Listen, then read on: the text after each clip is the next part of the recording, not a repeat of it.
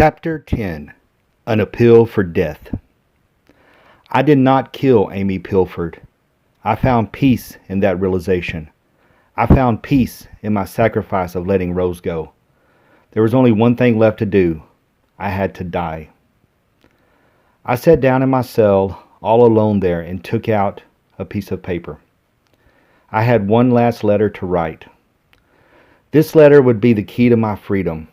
I had thought long and hard about this for almost a month. I had nothing left. I had fought the good fight, but now I was weary. For many years, I had feared death. When I came to the realization that I had not killed Amy, this amazing blanket of peace swept over me, and I finally accepted all that had happened to me in my life. There was no longer anyone left to blame. It was time to let go. I sat down and I began to write. Dear Judge Reed, I know that you are probably getting tired of receiving letters addressed from me. I know that you must have a file cabinet stacked high full of all my appeal letters. I would first like to thank you for the speed in which you have processed all my requests through your office. I have never seen you as my enemy, only a prudent officer of the courts of America. I know that you have faithfully and judiciously done your duty as required by law, and I thank you for that.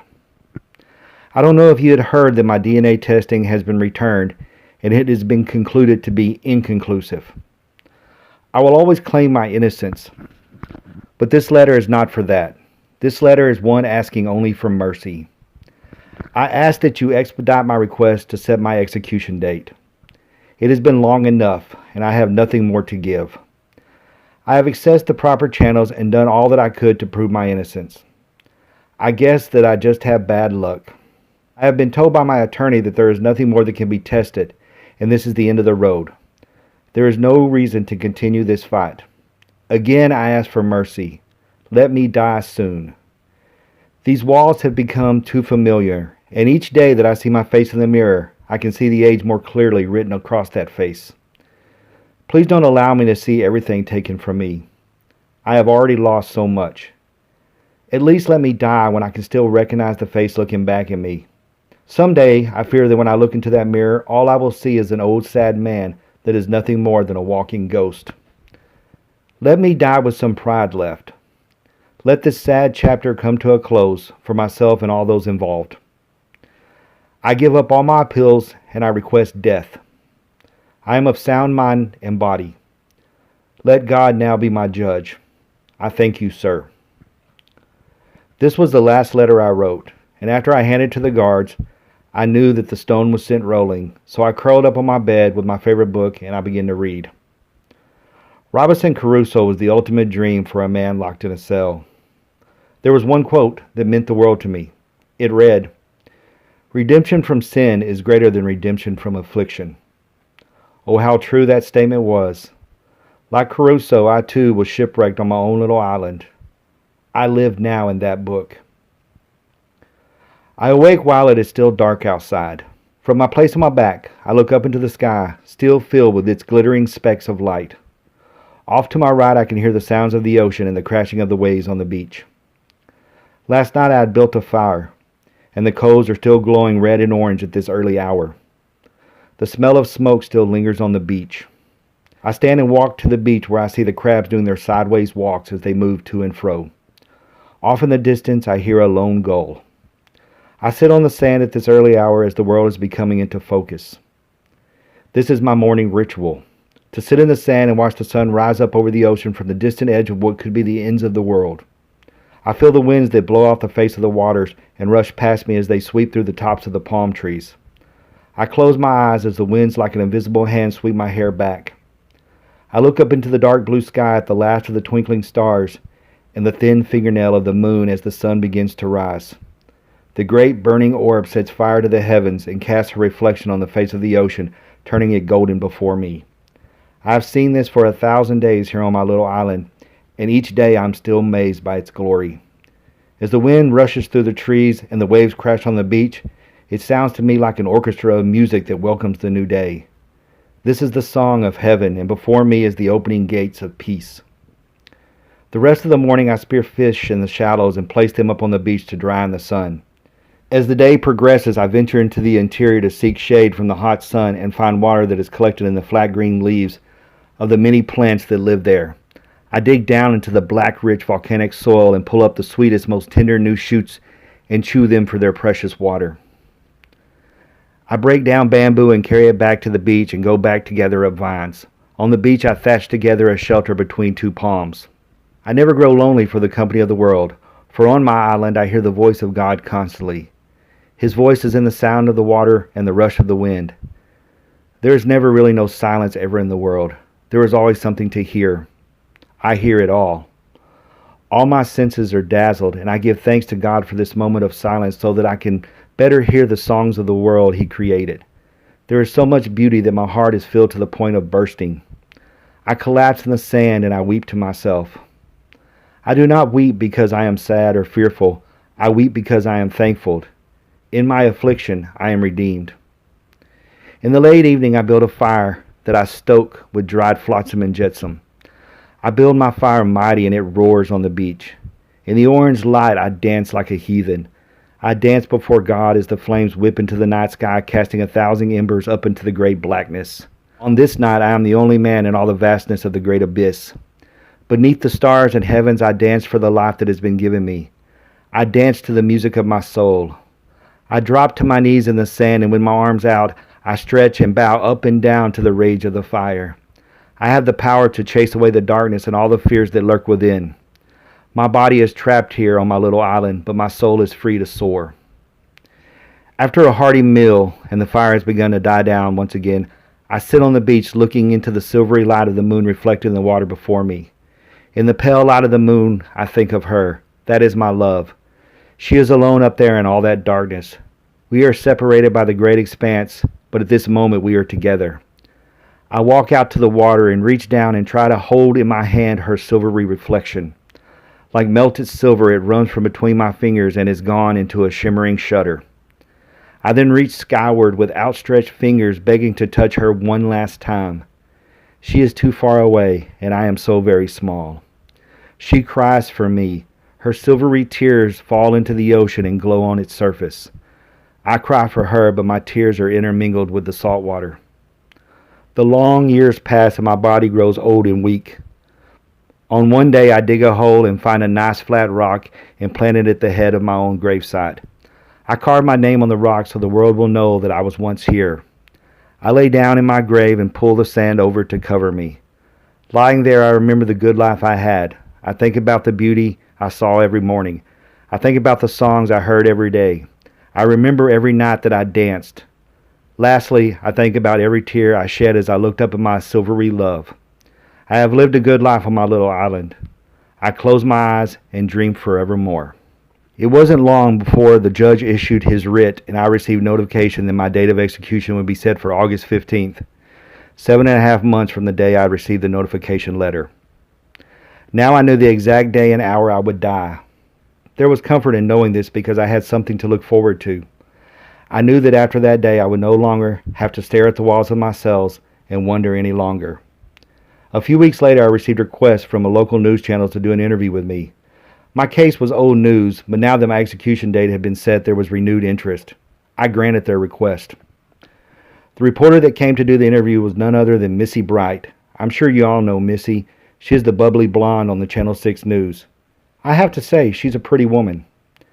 Mr. Anderson, you have dropped all your appeals and have requested the judge set your execution date. Why did you suddenly drop your appeals? I spoke to a clerk at the judge's office and she informed me that the letters that you have wrote could fill up a large file cabinet. Yeah, that's true, and over the years I've written many letters proclaiming my innocence and seeking DNA testing. Well, we got the results back, and because of improper storage, the samples were so degraded that the results came back inconclusive. Are you blaming the local sheriff's department who handled the investigation and collected those samples for not properly storing the biologicals? No, ma'am. What is meant to be is meant to be. It has been almost 15 years and I am tired of waiting around. This was my last hope and now it's gone. There is no need to wait any longer. Are you still insistent that you are innocent? I had nothing to do with the death of Amy Pilford. I express my deepest sympathies to their families, but I am innocent of these charges leveled against me. On August the 15th, the state will execute an innocent man. Do you believe that there was a rush to judgment? I'll admit that I was a drug addict. I had a reputation around the town for being just that. I was not a violent man. The only thing that tied me to the murder of Miss Pilford was one eyewitness who saw me at the station at the same time she was there. No physical evidence was ever found on my person or in the car I was in. She had both her teeth knocked out, and they should have been bleeding, but no blood was found in my car. The only other thing that tied me to the case was my blood type. I have the same blood type as most of the public. There is no conclusive evidence. This was a horrible crime that the town wanted behind them. I was an easy target, and it tied up everything nice and quick. If you did not do it, Mr. Anderson, then who did? Since you were arrested and sentenced, there has not been another murder. Who were the people that saw her last? I did, Sam, who worked at the station, and her husband. Tell me. You're the reporter. Were Sam and Todd ever investigated? I'll tell you, they weren't. I was the only suspect from day one. Is there any other reason why you have dropped your appeals? DNA was my last chance. I have no other cards to play. Who has supported you since you have been incarcerated?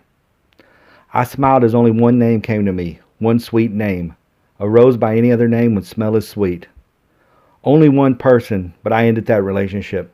I did not think it was fair for her to have to wait on me. She was the only person who ever wrote or came to see me.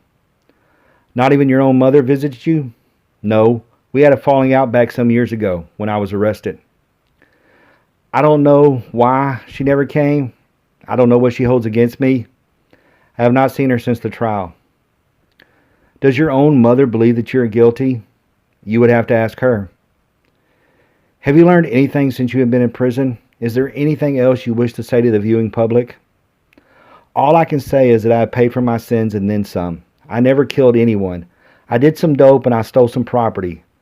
When the state made the decision to take my life, I can tell you they did. I am not guilty. I am not going to die on August 15th. I died the day I walked into this prison. Everything was taken from me, all of my dreams, hopes, and plans for the future. I have paid everything. Some would say that is the least you could pay because you took the life of an innocent, Miss Amy Pilford. Both Amy and I would have to disagree with you, Missy. My 15 minutes of infamy was coming to a close. I had the guards remove everything from my cell. They took all my books. I sat in my lotus position and meditated for hours. This was when the catch-22 or double blind came back to me. I no longer needed any of my books. I had memorized them all by now. But one concept concerning Zen Buddhism kept calling out to me. According to philosopher and theologian Alan Watts, a double blind has long been used in Buddhism as a therapeutic tool. The Zen master purposely imposes the double blind upon the student through upya, hoping that they achieve enlightenment or satori. One of these techniques is called koan, in which the master gives the student a question and instructs them to pour all their natural energies and their mental energies into discovering the answer.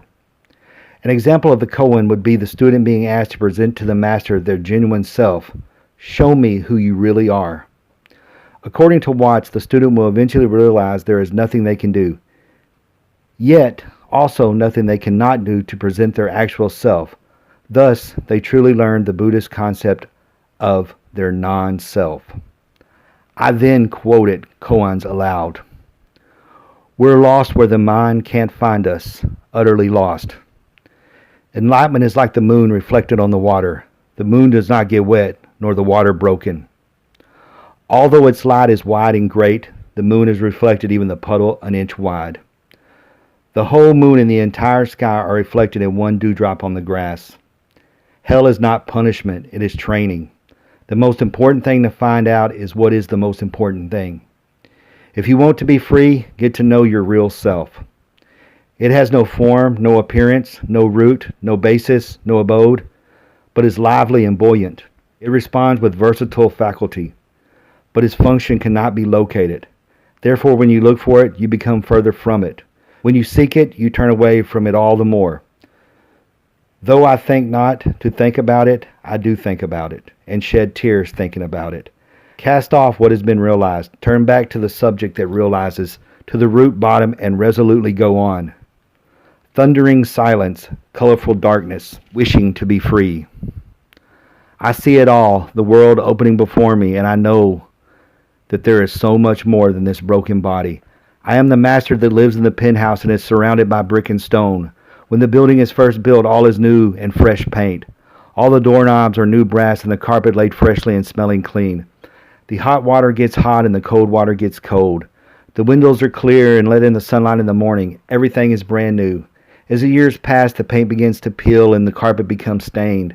The windows grow dull and foggy. Rat, bug, and all manner of creature invade and infest. The elevator no longer works and the stairs all creak. Outside, the cement becomes cracked and is covered with graffiti. I stand in the penthouse now a prisoner. This is the metaphor of a building in comparison to my body. My mind is the master that lives in the penthouse, and as the building falls into disrepair, the master stays trapped forever in the penthouse. Our body is a prison that our mind desperately dreams to escape. Through all these concepts and practices, I have achieved enlightenment. I dreamed the world, and the world dreamed me. I accept all and nothing. I speak only truth, and that is a lie. Inside my soul burns the essence of stars and galaxies. On a subatomic level, there are universes that live inside me.